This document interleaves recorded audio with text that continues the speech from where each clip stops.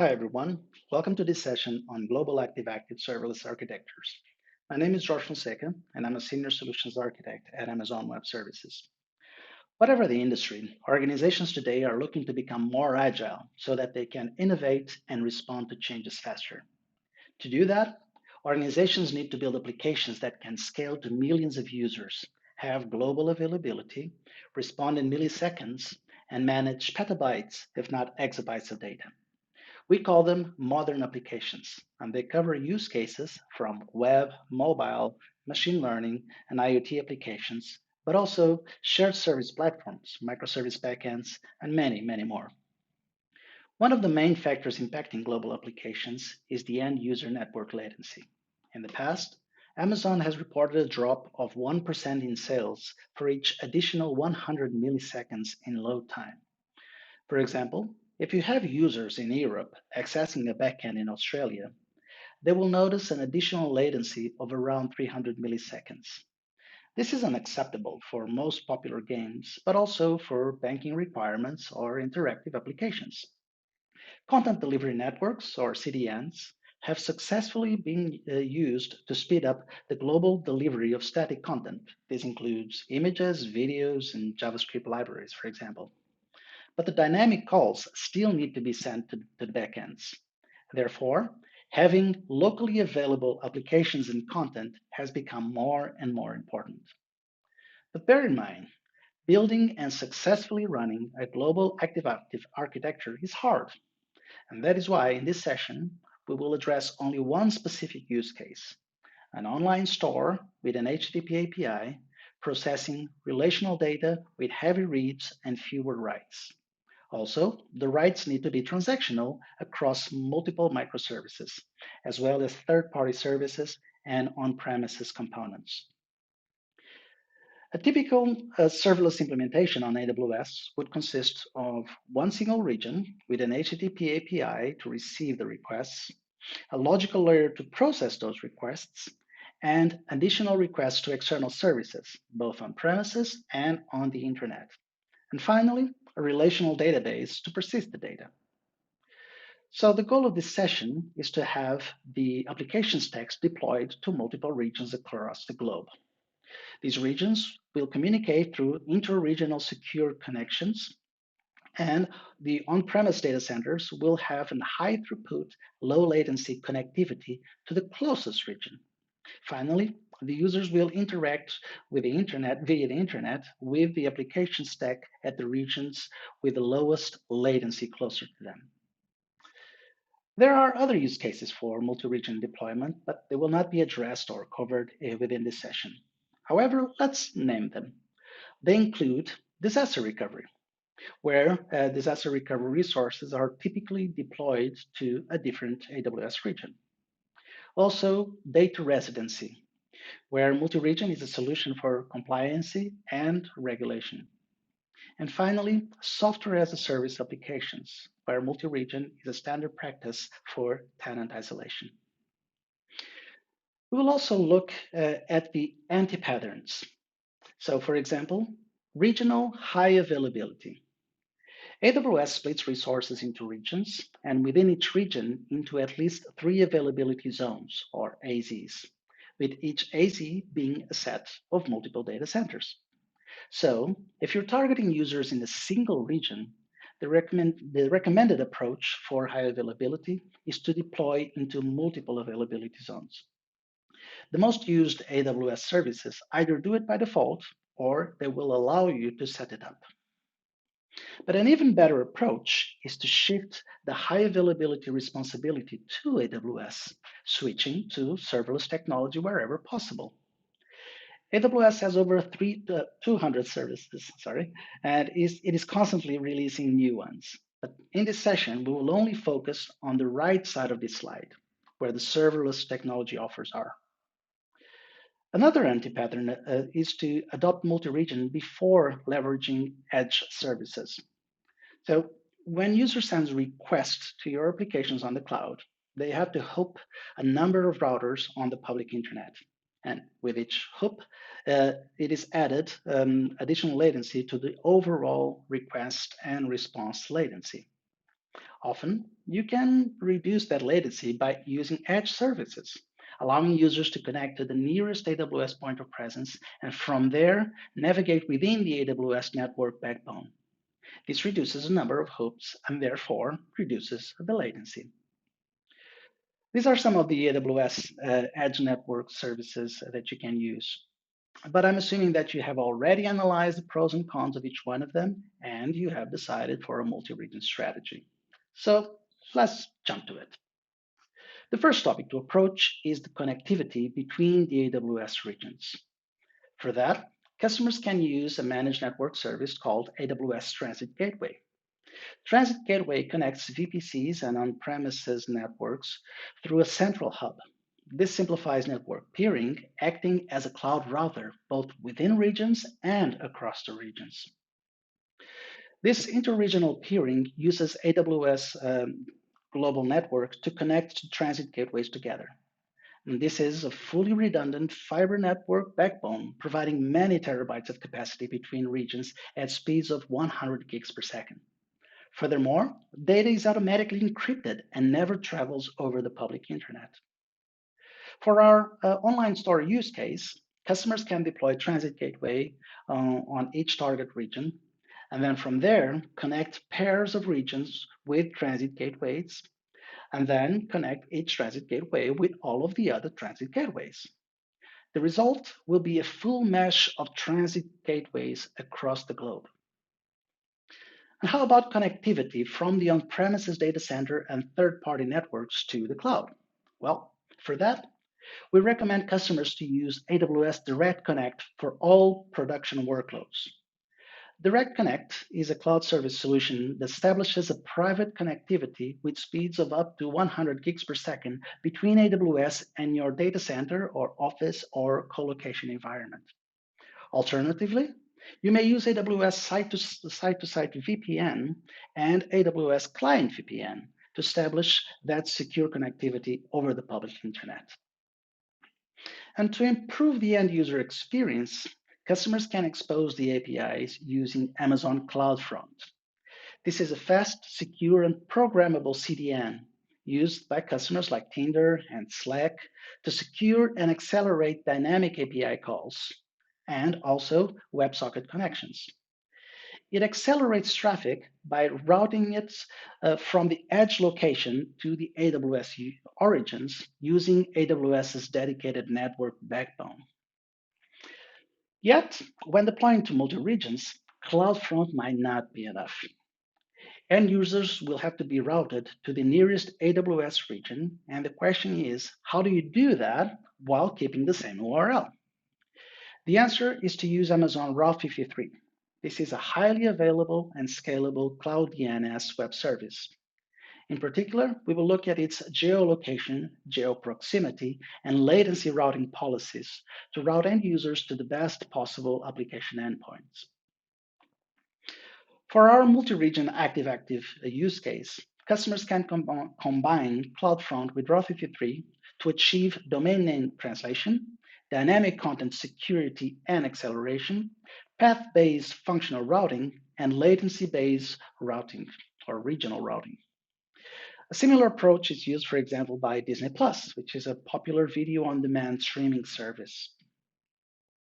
In some scenarios where you may need more flexibility, like for example, when you are working with active-active multi-regions with Amazon S3 buckets, you can run your own code on AWS Lambda on Edge, integrated with CloudFront and Route 53.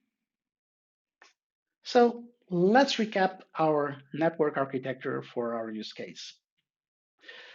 Customers will use Transit Gateway to establish secure low latency connectivity between the AWS regions, then use Direct Connect to establish a secure private low latency connectivity from the data centers to the nearest AWS region. And finally, they will use CloudFront with Route 53 to route end users from the edge locations to the best AWS region based on network latency. And with the network connectivity sorted, the next step is to keep data in sync between the AWS regions. And there are two approaches for cross-region data replication, the synchronous and the asynchronous. With synchronous replication, write requests need to be successfully replicated across the regions to be acknowledged back to the client application. This ensures consistency across regions, but creates dependency on other regions. So what I mean is, if one region fails, they all fail. With asynchronous replication, on the other hand, write requests are successful if persisted locally only, and the cross-region replication is deferred by milliseconds or until the target regions are available.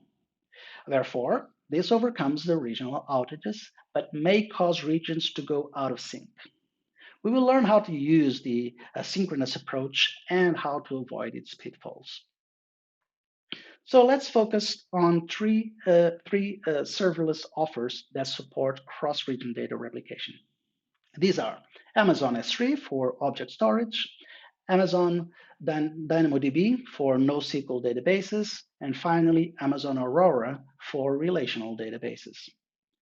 Each of these services offers a cross-region automatic replication feature using serverless technology. So now let's dive into each one of those offers. We will start with Amazon S3 replication. S3, as you know, is an object storage service used to store and protect any amount of data for a range of use cases, like, for example, data lakes, websites, enterprise applications, IoT, and big data analytics, just to name a few. The S3 replication features allows data to be replicated from one source bucket to multiple destination buckets, with most of these objects being replicated in seconds, and 99.99% of those objects being replicated within 15 minutes. The second cross-region data replication engine to consider is Amazon DynamoDB Global Tables. DynamoDB is a serverless key value and document database that can handle up to 10 trillion requests per day and support peaks of over 20 million requests per second. The Global Tables feature provides a fully managed automatic table replication across AWS regions with single-digit millisecond latency. DynamoDB is typically used to replicate data across regions with eventually consistency. This allows replicas to diverge, eventually converging into the latest updated value. And if concurrent updates happen, then the last write wins. This conflict resolution strategy may not be ideal for relational and transactional data requirements. For example, let's imagine two customers, Mary and John, both ordering the last item of a given product, but Mary ordering from Ireland and John from Sydney. If they order exactly at the same time, both requests may be successful, and the available number of items will go from 1 to 0 on both regions. But upon replication, the last write wins. All good from a certain point until the warehouse tries to fulfill the two orders with only one item in stock. And the third cross-region data replication engine to consider is Amazon Aurora Global Database. Aurora is a MySQL and PostgreSQL compatible relational database built for the cloud.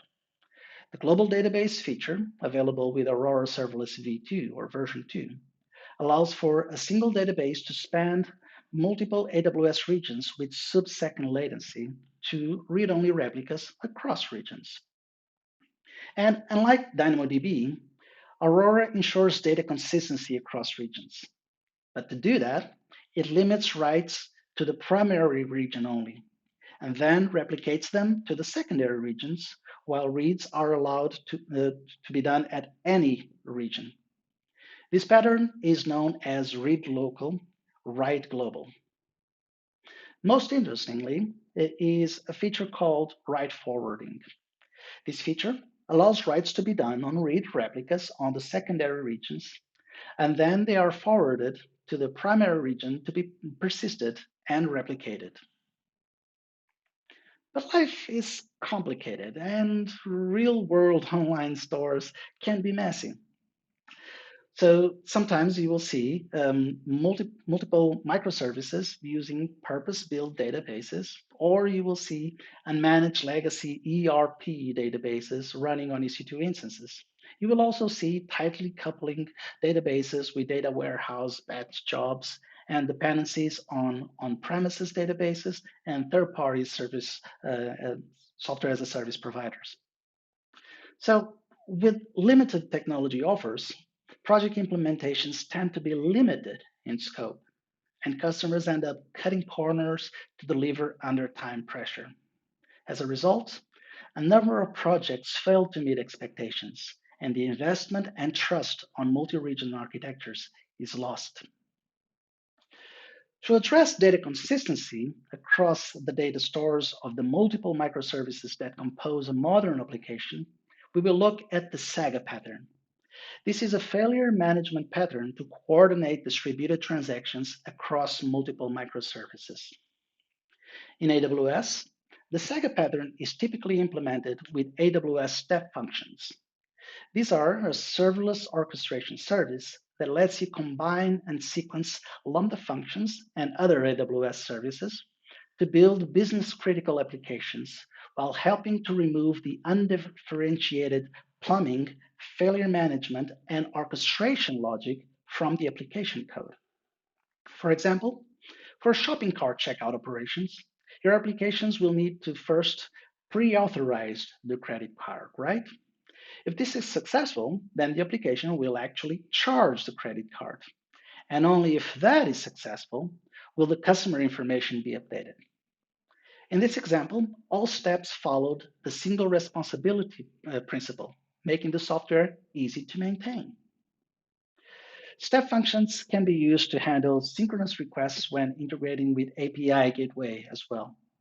So with synchronous express workflows, API gateway waits for step functions to finish before returning the resulting output to the client application. The workflow itself can be an orchestration of steps, leveraging direct integration with over 13 AWS services. Asynchronous requests can also be supported by step functions by plumbing API gateway with Amazon Event Bridge and step functions. Event Bridge is a serverless event bus for building event-driven applications at scale, directly integrated with over 130 event services and over 35 targets. By using step function with both API Gateway and Event Bridge, customers can reuse workflows in synchronous and asynchronous and finally event-driven scenarios. For example, Coca-Cola uses step functions to orchestrate a sequence of steps on their vending pass state machine, while Lego uses Event Bridge and step functions to implement the choreography pattern. With choreography, each service is loosely coupled by shared events only. Logic events are generated by services, and data events are generated by the data stores like DynamoDB, Aurora, and Amazon S3. Step functions can also reduce the cost of idle Lambda functions by eliminating the wait time between HTTP requests and responses. For that, customers can wrap all HTTP API endpoints with API Gateway, including the on-premises and third-party services, and then orchestrate API Gateway calls with step functions instead of using Lambda functions. By using API Gateway to orchestrate calls to HTTP API endpoints, developers can also take advantage of the error handling features that are already provided out of the box by step functions. And these include try-catch, exponential backoff, and even other complex retry scenarios. Now that we understand the SAGA pattern, we will look at another important pattern for global active-active architectures. This is the command and query responsibility segregation pattern, or CQRS for short. This architectural pattern involves separating the data mutation part of a system from its data query part. In traditional architectures, the same data model is used to query and update a database. And this is simple and works well for the basic CRUD operations. But our online store use case is asymmetrical. with heavy reads and fewer writes. Because of that, it has different performance and scalability requirements between reads and writes. Customers can use CQRS to perform writes onto normalized data modules within the relational database and perform queries against the normalized database that stores data in the same format required by the APIs. This reduces the processing overhead on reads while increasing the maintainability of complex business logic on writes. In AWS, customers typically implement CQRS as two API endpoints. Write requests are processed by a Saga that calls domain-specific microservices and then writes a denormalized version of the data into DynamoDB, either by using a Lambda function or a step function express workflow. Then subsequent read requests are done on the normalized object directly from the DynamoDB tables in the same format required by the API endpoints, like we've seen before. But the interesting thing about a CQRS pattern is how similar it is with, with the Aurora global database feature. As you can see, you can have multiple read-only endpoints. So you can split CQRS into regions, with the primary region having both write and read API endpoints, while the secondary regions only having read endpoints. And that is similar to the read local, write global pattern from Aurora Global Database. And it's a recommended strategy for multi-region deployment. Likewise, you can have write forwarding with write requests being forwarded from the secondary regions to the write API endpoint on the primary region.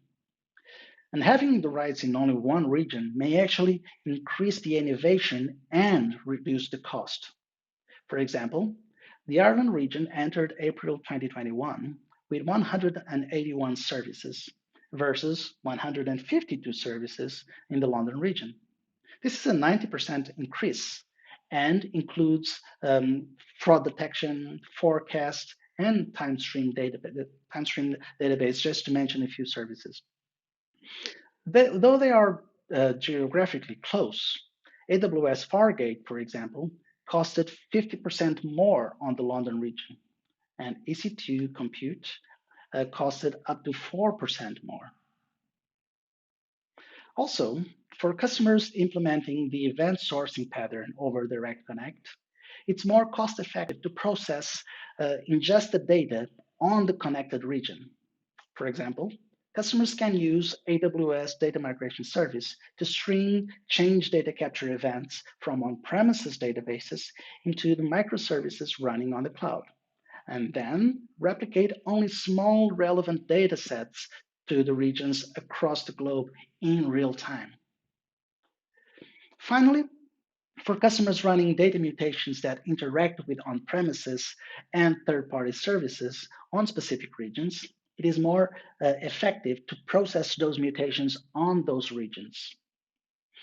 But this chain of dependencies on distributed services over a single synchronous request raises relevant performance challenges, not to mention the multiple points of failure that can impact each request.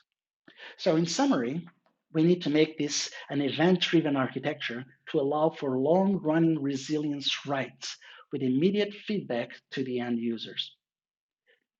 For that, we will look at the reactive version of CQRS. This version of the pattern adds an event bus before the Saga, decoupling the microservice in the distributed transaction and resulting in not one, but multiple updates to the denormalized data object in DynamoDB during the life cycle of the transaction. Reads become more complex though, because the processing of the write request is deferred. So no ID is returned in the write response payload. So what object ID will the client applications query for then?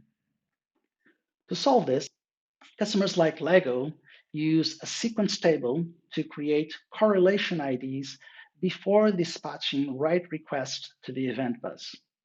Those correlation IDs can also be used to ensure idempotency by allowing requests to be deduplicated.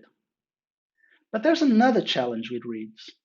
Because the duration of transactions is now unknown, and the object may change multiple times during the transaction, then how can client applications know when to query for results? A solution is to notify the client applications on every update. For example, by using the WebSockets feature of API Gateway, which can be invoked by a Lambda function whenever a CDC event is received from the DynamoDB stream as a result of a DynamoDB table update. Another way to implement this reactive behavior is to use AWS AppSync, exposing the API as GraphQL.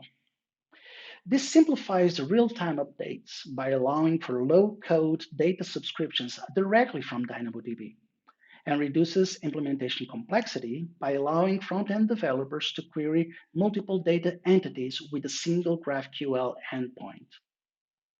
Okay, now that we've learned about the AWS network and data replication options, and we've dived into the implementation details of the Saga and the CQRS patterns, let's go build. The first step is to turn our online store use case into a multi-region active-active application by implementing the reactive CQRS pattern on the primary region. Client applications will read and subscribe to the normalized data changes on DynamoDB using AppSync. API Gateway will then receive synchronous write requests and will forward them to the sagas implemented by step function express workflows that will, in turn, update the data layers. And EventBridge will handle the asynchronous write requests, as well as the events raised by the logic and the data layers, sending those events to the step function sagas. After that, the application will be ready to go global. DynamoDB global tables will automatically sync the data across the regions. And Route 53 will direct end users to secondary regions based on latency, with AppSync reading the normalized data objects from the local DynamoDB tables on the secondary regions, while forwarding the write request to the primary regions. Upon a secondary region failure, Route 53 health checks will divert traffic automatically to other regions. Because of that, the affected end users on the lost secondary region will only notice an additional network latency. When the affected secondary region recovers, the data will be automatically resynced and the secondary region will resume serving end users. Upon a primary region, Route 53 health checks will divert the primary region end users to best alternative secondary region. Read requests will continue to be served normally by the secondary regions. As for write requests, well, it's a bit more complicated. If the primary region isn't available, then write requests sent by client applications will time out after a while. So instead of returning an immediately unavailable message, they will time out and customers will have to wait. To improve this behavior, customers can use a dispatcher function to implement the circuit breaker pattern. This pattern is implemented by having Route 53 performing health checks on the primary region, and then sending alarms to a central DynamoDB global mapping table at the US East region, which is then replicated to the other regions. When a client application sends a write request to a secondary region, the dispatcher function confirms the health of the primary region before forwarding the request. And if the primary region is unhealthy, then the dispatcher function will immediately return the response back to the client application. Another important pattern is service discovery. For the dispatcher function to forward properly the write request to the primary region, well, it has to know which region is currently the primary region. This can be implemented as a static setting, but that will limit the fallback and disaster recovery strategies. So let's consider that the primary region has become unhealthy. You have executed a failover, manually or automatically, and you have successfully promoted a secondary region to primary region. Now, when a write request is received on a secondary region, it will either timeout when forwarded, or the circuit breaker will return the response back automatically. But did you spot the problem? The issue is the secondary region is not aware of the newly promoted primary region. The solution is to register the new primary region upon a successful failover, again, using a DynamoDB global table. That way, the secondary region will have an updated service mapping and will forward write requests properly to the new primary region. And with that, we have reached the end of our session. But before you go, let me suggest a few next steps. This reference architecture that we have discussed is available in PDF at the AWS Architecture Center. You can download it by scanning the QR code at the bottom left corner of this slide, or you can visit the AWS Architecture Center to find many other great resources. Finally, please see these links for additional resources on multi-region architectures on AWS. I hope you have enjoyed this session. Thank you for your time.